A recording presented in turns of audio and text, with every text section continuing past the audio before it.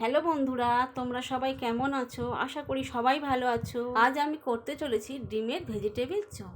এখানে নিয়ে নিয়েছি বেসন, বিস্কুটের গুঁড়ো, পেঁয়াজ, কাঁচা লঙ্কা, ধনেপাতা, ডিম সিদ্ধ, আলু সিদ্ধ নিয়ে নিয়েছি। তারপর বেসনের মধ্যে হলুদ গুঁড়ো, নুন, কালো জিরে, সামান্য চিনি দিয়ে ভালো করে মিশিয়ে নেব। এবার বেসনের মধ্যে আলু সিদ্ধ, পেঁয়াজ কুচি, লঙ্কা কুচি, ধনেপাতা কুচি দিয়ে ডোটা ভালো করে বানিয়ে নেব। তারপর সিদ্ধ করে রাখা ডিমগুলোকে পিস পিস করে কেটে নেব। এবার মেখে রাখা বেসনের মধ্যে কেটে রাখা ডিমের পিসটা দিয়ে আমি ছোট ছোট রোল করে নেব।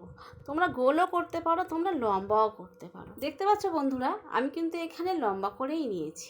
এইভাবে সব ভেজিটেবিল চপগুলো বানানো হয়ে গিয়েছে। এবার বিস্কুটের গুঁড়োর মধ্যে ভেজিটেবিল চপগুলো ভালো করে মিশিয়ে তেলের মধ্যে ছেড়ে দেবো। তো বন্ধুরা দেখো, আমার লাল লাল করে ভেজিটেবিল চপগুলো ভাজা হয়ে গিয়েছে। তোমরা কিন্তু লো আঁচে ভেজে নিও ভালো করে। আর হ্যাঁ, আমার ভিডিওটা যদি তোমাদের ভালো লেগে থাকে একটা সাবস্ক্রাইব করে দিও।